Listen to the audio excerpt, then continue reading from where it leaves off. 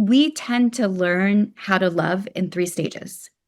We move from a state of innocence into armored, when hurt makes you protect your heart, to skilled. And that's when you reclaim vulnerability, wisdom, and openness.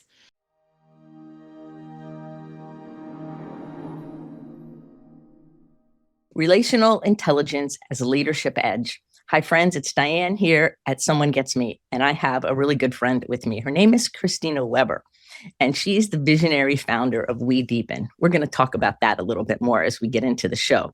But she is an expert on relational intelligence and how, as an intensely sensitive, gifted person, we can use our relational intelligence to bridge gaps. Christina is the visionary founder of WeDeepen, and the link to that will be in the show notes. So all of her information is in the show notes for you, so you don't have to write it down. You can just go and click on it. She is amazing at human connection and builds senses of community and experiences that help you see who you really are so that you have a leadership edge above people who think they know who they are, because there is a big difference. And we're going to talk about that difference a little bit. She talks about how to deeply listen to people and how to be connected in ways that maybe don't seem typical in the leadership arena. Christina has studied a long time and she's been featured all over the place. So again, check out all the links in the show notes, but I'm not going to waste our time talking any more about that. I want to welcome you to the show, Christina, and thank you for taking the time out of your busy life to be here with us. Thank you, Dianne. It's so amazing to be here and to be sharing this conversation with you and your audience as well. Oh, this is so good. I'm so excited because, as you know, Someone Gets Me is all about visionary, intensely sensitive, gifted leaders we're all visionaries for the most part, or the people listening to the show are the visionary, or the people who love the visionaries, or both. And so it's so important, I think, sometimes for us to get a grasp on, like, how did we all get where we are? So will you give us a few minutes of like a backstory, like what made you care about relational intelligence after all, and how is that for you? I just had the honor of sharing my story at the biohacking conference. And gosh, to put it all together of how I got into this place to be absolutely obsessed with love started as a child. I grew up in a dysfunctional family, like a lot of us did. Most people don't grow up as during healthy relationships. And the topic is pretty much completely neglected in our educational curriculum. So where do you go to learn love? I was always one of those young girls who the boys had crushes on. And I, after hitting puberty, I was like, I like the boys too. And I journal pretty much every day about my little love stories from 8 years old on. I have all my journals. And I found myself always trying to figure it out. I was obsessed. I, had my love shoebox with corsages, notes from the boys.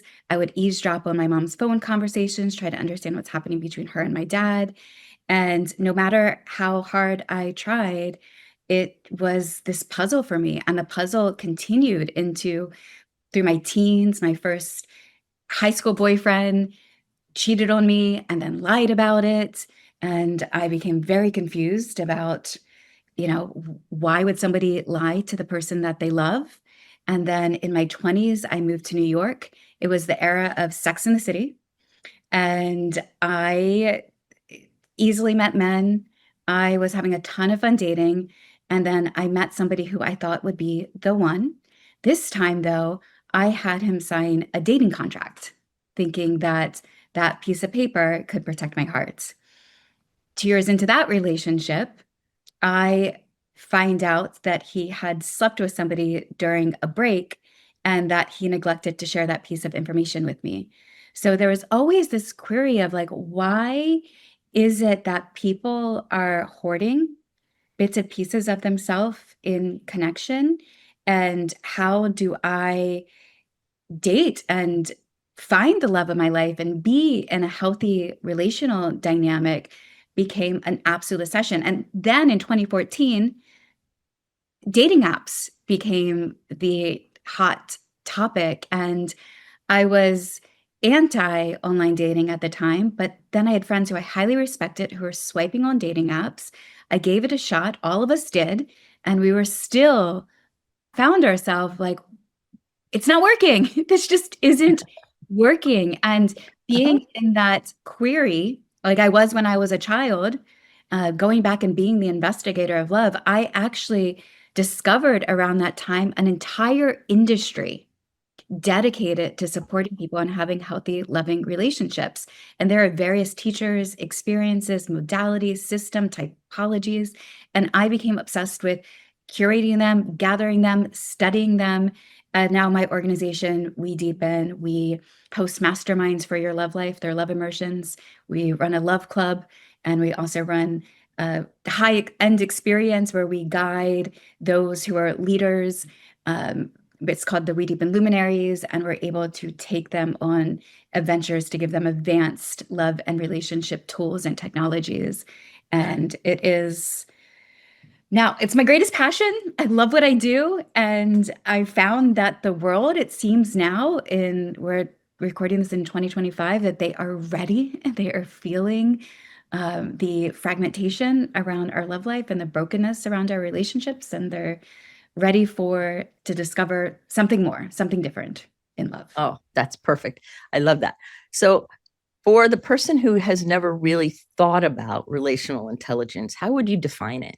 I would find relational intelligence is, you know, we're all in relations, like in every moment. There's I was recently hearing about Indian tribes that they would start their conversations with all my relations.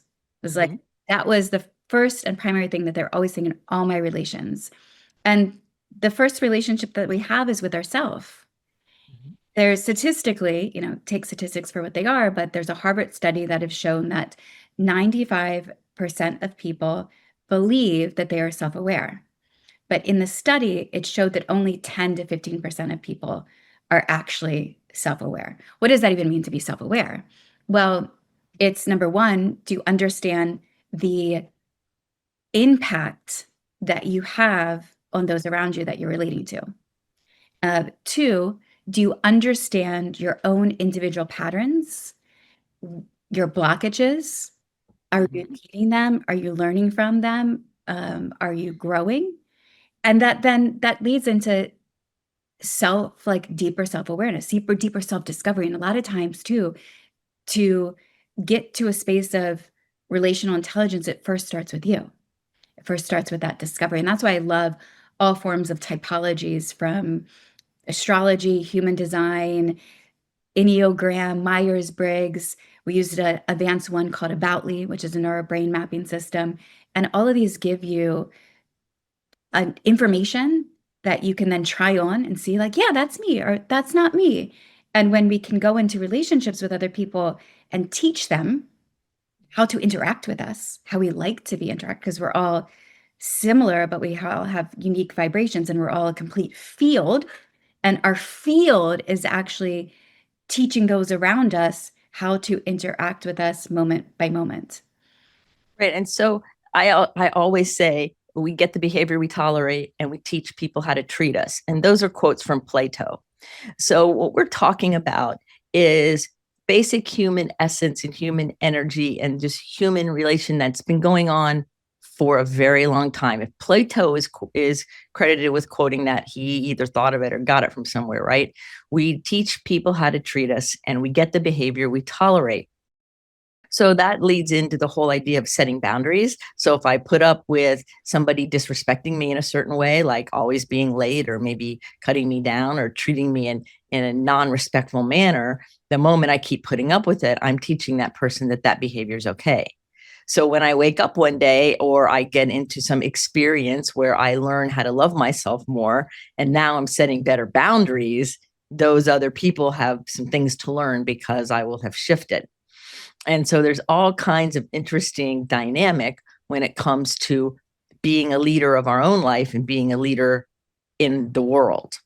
And, like a lot of people are entrepreneurs, you're an entrepreneur, so am I. We like to come up with our own systems to do things, right? So what is something that you do personally that helps you stay in superb relation with yourself, because you said it, and I agree with you. It starts with us. So there's some people who, and the reason why I'm asking this is because there's a lot of people who think they got it, right? Like they're in their head. I call them brains on sticks, walking around, and they're disconnected from their body and their emotions and their spiritual self. And so what do you do to keep that alignment and that flow going in a world that's not really meant for us yet? Like, we're starting to turn the tide, but we're still kind of the outliers in a lot of ways. So what do you do for you? Because you have it more effective in your life than others who don't even know what it is yet. So give them some tips. So it's a bit of a loaded question. I do so much. Life is this exploration. There's so much to discover. I like to say your intimacy journey is your life story. And there's always a new layer to peel back and uncover. If I just think about love and what is love as the whole bigger picture. This is how I view love itself. So this is self-love for me, and in my practice of relating with other people. And I look at love as the process of removing layers of the ego, the fears, the negativity, the things that are holding me back from being the highest version of myself, coupled with ever increasing acts of sharing, because we give to who we love. So for me, I'm always seeking for ways that I can feel love for myself. And I know I feel love for myself when I'm overcoming a challenge, when I'm moving outside of my zone. So that's when I commit to giving the talk at the biohacking conference. It was a vulnerable experience for me because there I was at this 4,000 person conference. My significant other was the big name at the conference, the big public figure, and there I was talking about love in our relationship on stage. And that was a process where I hired a coach, a storyteller. I took the time to write out my speech, to practice my speech, to host gatherings. And then I got on stage and did it. And it was something that was uncomfortable for me. And I watched myself and I fell more in love with myself by doing the hard thing. And so that's even sometimes as small as waking up in the morning and going for a walk every morning, and holding myself accountable to the things that make me feel good, like make me feel that I am making impact and progress within my life, and I'm growing and I'm removing some layer of my own ego. Recently, I did a dieta. A dieta is a diet where you diet a medicine plant. Typically, there's lots of medicine plants, but this one specifically was it's Noriel. It's from the jungle of Peru, deep in the Amazon. It's a tree. It's a bioluminescent tree. It glows. And I went into 10 days of silence, dieting the tree, fasting, and had no technology, no access to any technology. So I was cleansing my system from any dopamine, any output from the external world, and really going inside myself. And I did 4 ayahuasca ceremonies during those 10 days as well. So for me, that is taking the space and the time to, step outside of my typical bubble, my own environment, and to see what I can, find out about myself. Journaling. I journal the entire time, even whether I'm doing a dieta or just waking up on a normal day and taking out my journal and writing. So there's so many different modalities. And that's why, WeDeepen, my highest mission with WeDeepen is to unite the relationship industry, because there's not one teacher, there's not one modality, there's not one thing. It's the going through, like, oh, I really like EFT tapping, or my gene keys really resonate with me, and I'll read the gene keys today. Or I've discovered my erotic blueprint. I imagine I'm saying some things that somebody listening is like, what is she talking about? The erotic blueprints, the gene keys, right.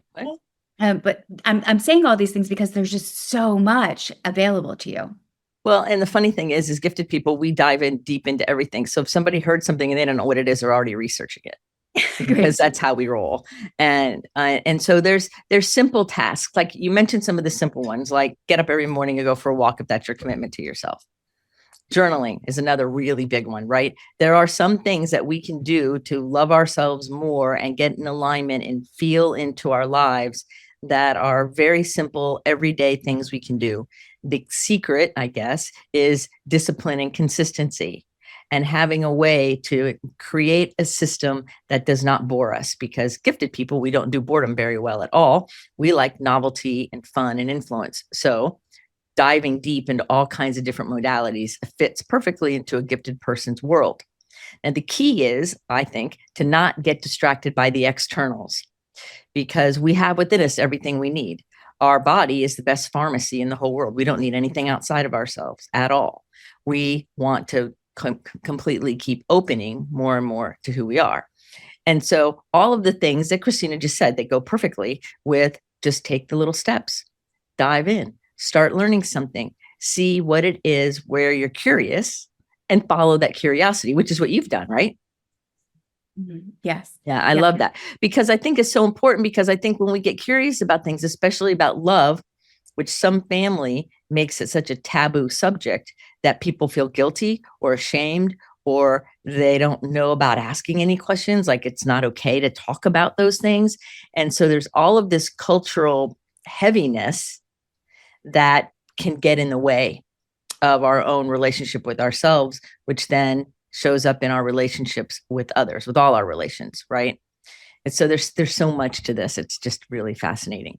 So I have another thing I want to talk about, because I really want to talk about how all of these things influence people as leaders, because we're all leaders, I think, in some way or another, whether it's in our friends, in our family, or in a work world, running businesses, or, being a CEO of something, or part of a leadership team, or part of a team where there's another leader and we're part of the team, right?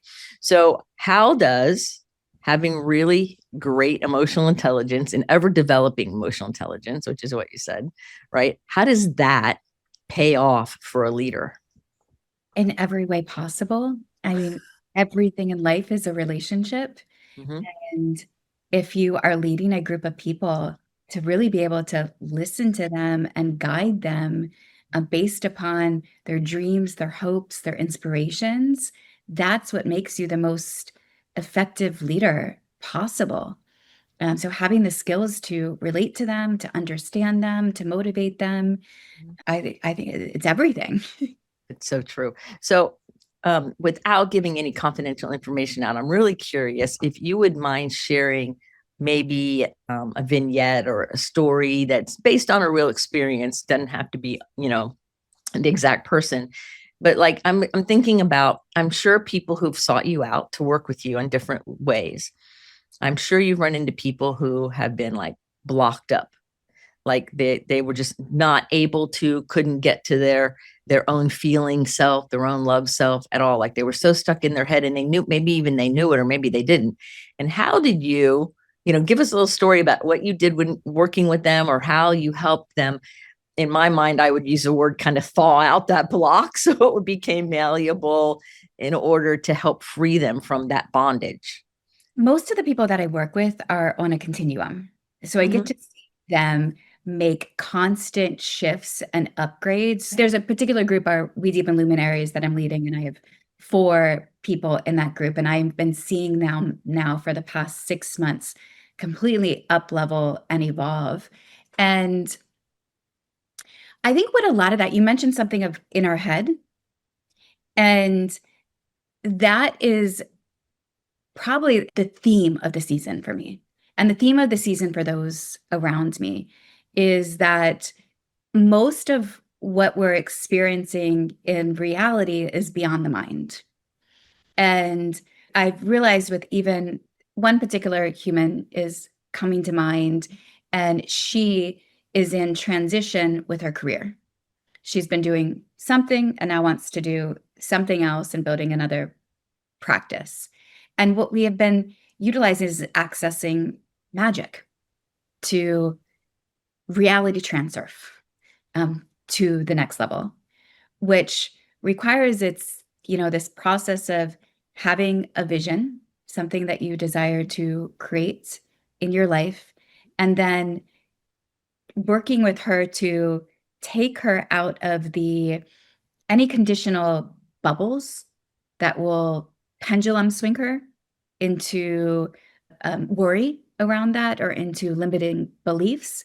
Oftentimes, the pendulum will shift into something like, I won't make as much money doing this new career as I did in my other career. That's her specific thing. Like, I've been doing this, I make a ton of money doing this, and now I want to become a healer.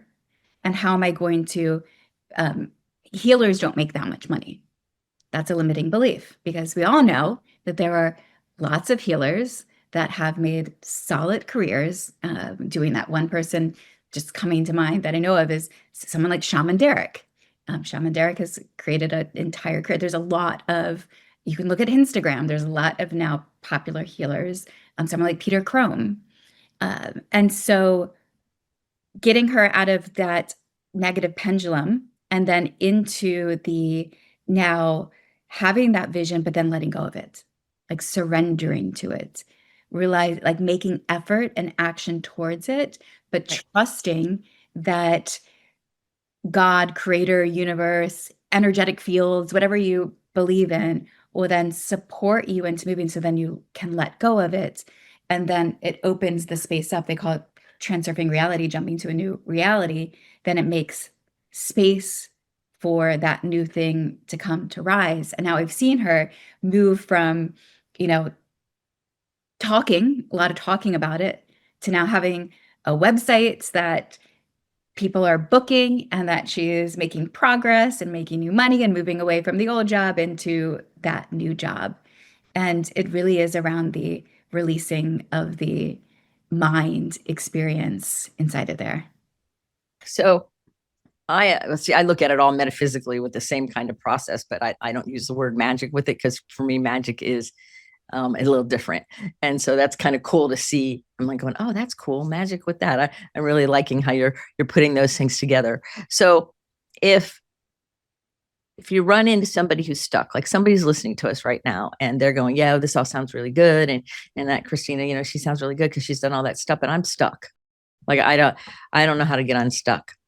What are like 2 or 3 tips you would give somebody to help them start to get unstuck so that then they could see the possibilities and opportunities to reach out to you or reach out to me or reach out to anybody who could help them? But, sometimes people are so stuck, they can't get even that far. So do you have any suggestions for somebody who's listening to us and hearing you and going, man, I wish I could, but I'm stuck?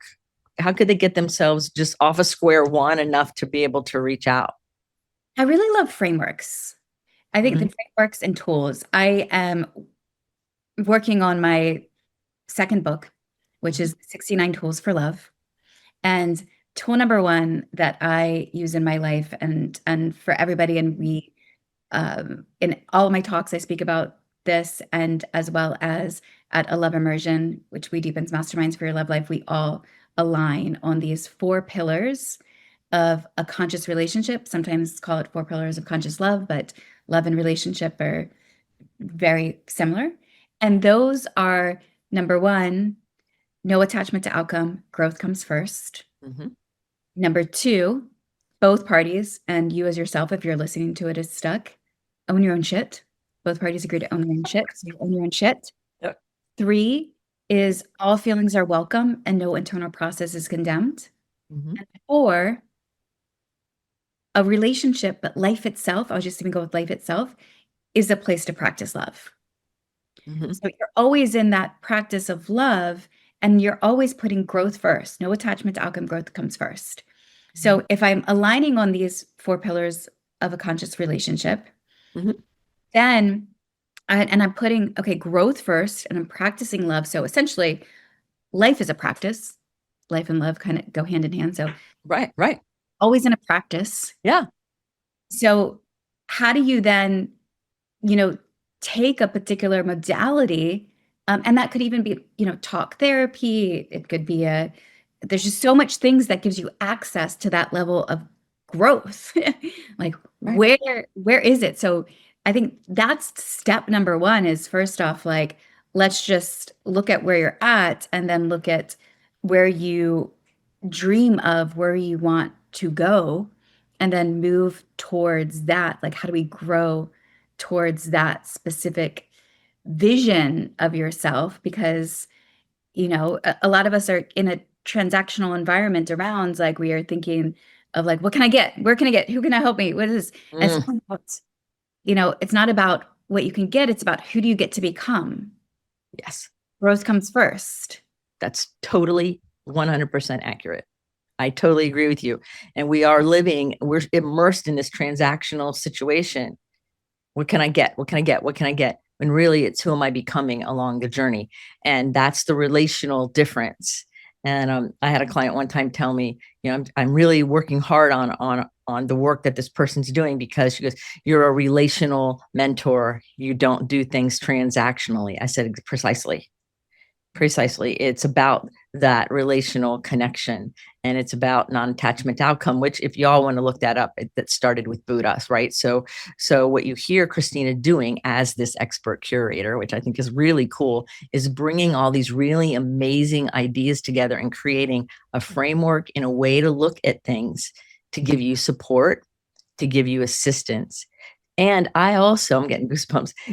And when I listen to you, I think that people who would be working with you would feel a sense of increased confidence and maybe even more competence in their own ability, because they would have epiphanies and light bulbs and see how things come together in unexpected ways. So I'm imagining the person who's thinking all the time, and then they do one of your love immersions or one of your programs, and then all of a sudden there's a feeling or a spiritual awareness or a piece of information that they have got to come out of that rigid thinking box in order to assimilate it and integrate it.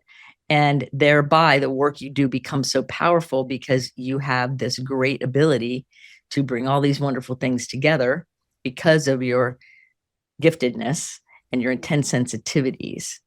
And because you have that curiosity, you've curated and gathered so many different things. I doubt that there's really not too many people in the world that could show up in your presence and you would go, oh, I don't know how to help you.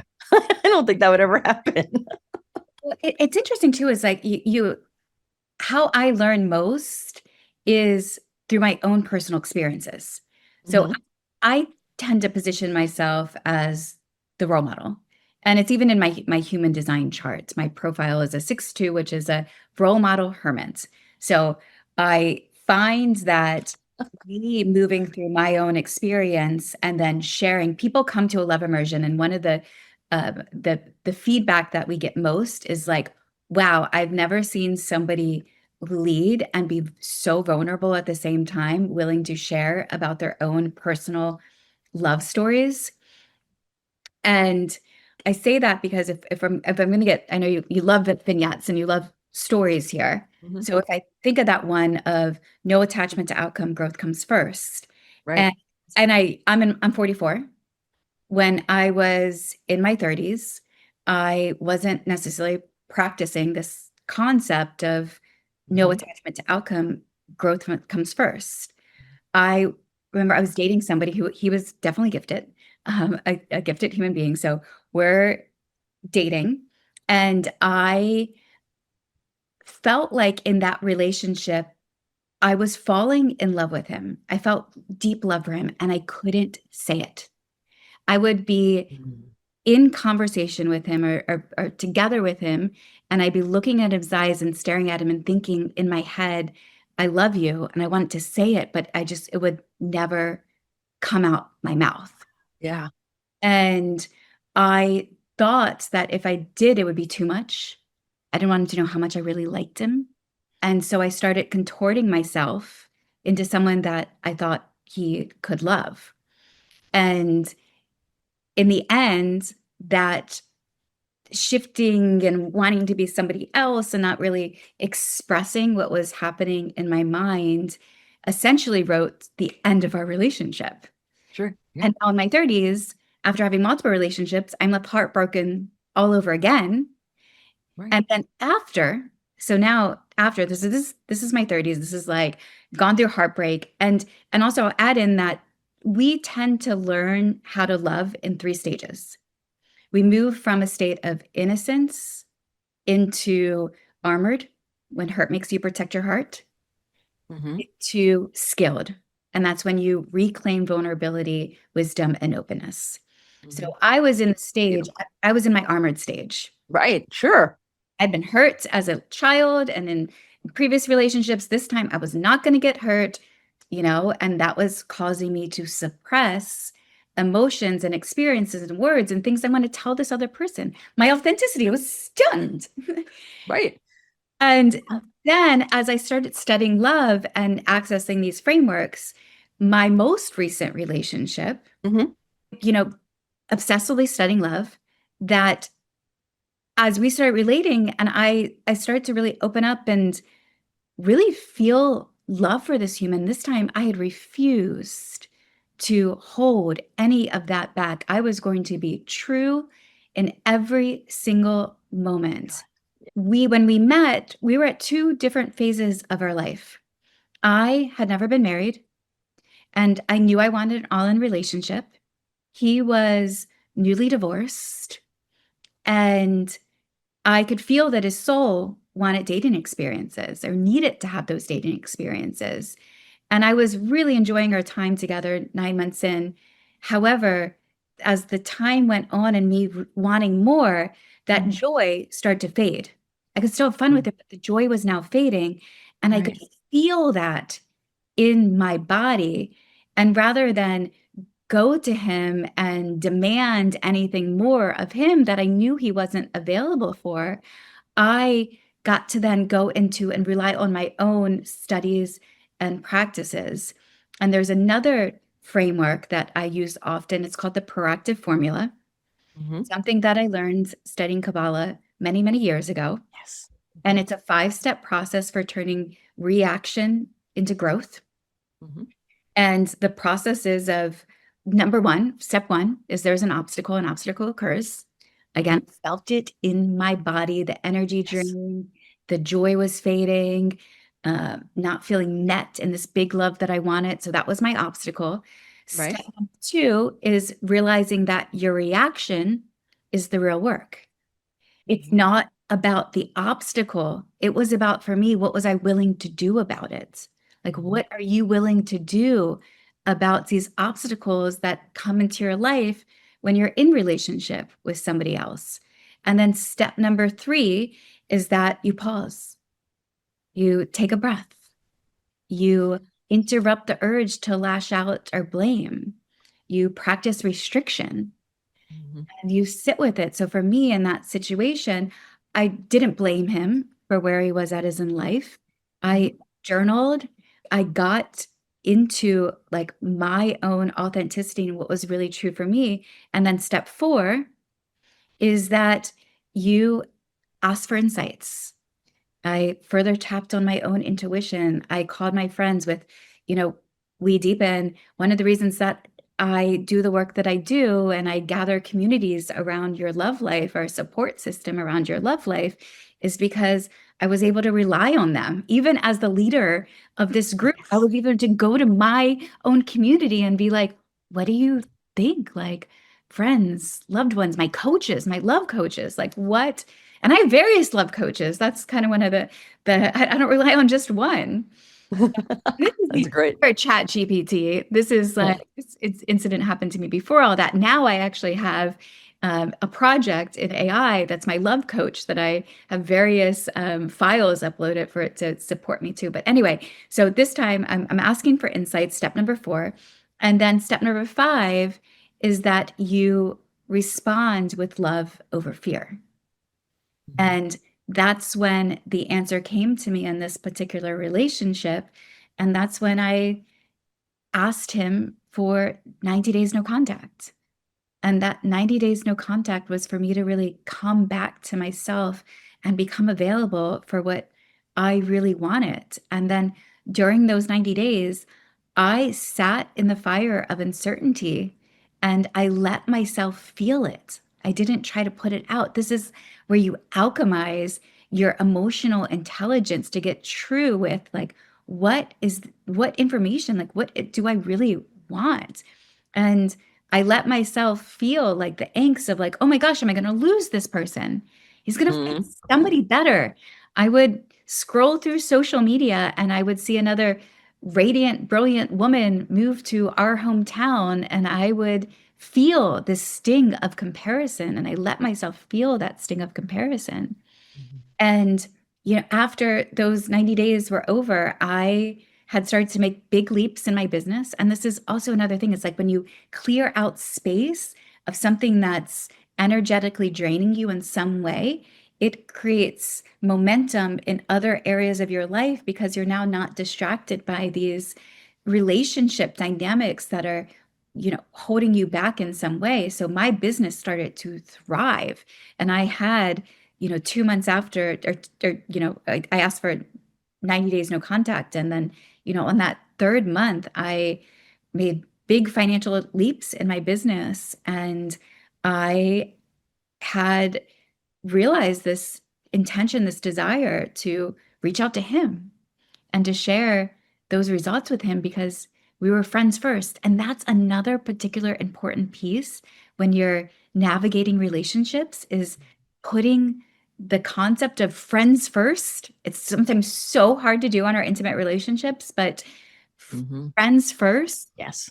And so I reached out to my friends and I got to share my success with him because I knew that he would be really excited for me. And in that, he then, after this space between the in the middle space, had shared that he had missed me and I had missed him. And I told him he was becoming my favorite person. And he said, "You are my favorite person." And then that led us back into relationship. But like this time, a fully both all in relationship. We were, going steady at this time, and both of us were all in. And I wish I could sit here and say this, the story's still unfolding. And this particular human and I have now are in another rupture in our connection, but each time, because we're both committed to our own authenticity and we're both committed to aligning. And sometimes in our dynamics, we have to be willing to walk away, whether it's forever or momentarily, to actually get the love that we want and to trust the process to formulate like what really is best for you and your growth right now and in the long term, and to trust that it will come back. And that is a outside of a mind experience at times, although our mind wants to figure it out, but sometimes it just can't do that. So having these tools Right. is so important. I always tell people some things just aren't figure outable. They're just not, like they're just not, right? And I love everything you just said. But one of the things that I really I think I will replay this piece of this over and over for myself. But one of the big things I think that's so important in the leadership part is that when you clear out all those inner obstacles and you finally tell yourself the truth and you finally get down and dirty and let yourself feel, and sometimes it's messy, right? That it opens up the space in your business world and in other areas of your world to thrive even more than you could even imagine. Because sometimes I don't think we realize how some of the obstacles that, even if they've been like kind of ongoing and kind of just always there, we don't realize the gravity of the impact of some of those things, like old belief systems that don't work and patterns that don't work. And once we free ourselves, it's like, whoa, that conspicuous absence gives us all kind of freedom. And then every other area of our life has the opportunity to thrive. And I'm really glad you brought that point up, because I really think that that's essential for people, because I think people separate relationships and love from business and work and friends and family, but it's all one. It, it's all one, because love isn't just about who we're in bed with. It's about all of the different facets of it, of caring for others and caring for ourselves and caring for Mother Earth and being in that deep relationship. So I'm really glad you shared that, and that is a terrific story, and it demonstrates the power of the work that you do. And so I know you guys are really loving listening to Christina like I am, and I could talk to her forever. So check out all of the information in the show notes, because she has some cool programs going on. And I can't wait to get a copy of the book and all of those things, because I'm just so thrilled to get to know you. And I'm so thrilled that you came here today. And I'm more thrilled for the good that you're bringing to our world, because our world and humanity needs to have an awakening on this level. And I'm so glad you're right at the center of it. So I have a couple more questions, but I wanted to thank you before I was thinking about it. The next question that I have, which are the last two questions of the show, are, of all the places you've traveled and all the cool stuff you've done, what's the most memorable food you've ever eaten? Grass-fed steak. Ah, great. Why I say that is because I didn't eat beef for 25 years. And only in the past year, I started eating meat, but very specific, grass-fed, grass-raised steak. Mhm. And it's really important where you get the steak from. So I don't eat any steak. If I go to a restaurant, I will only order steak if it's grass-fed, Right. grass-finished.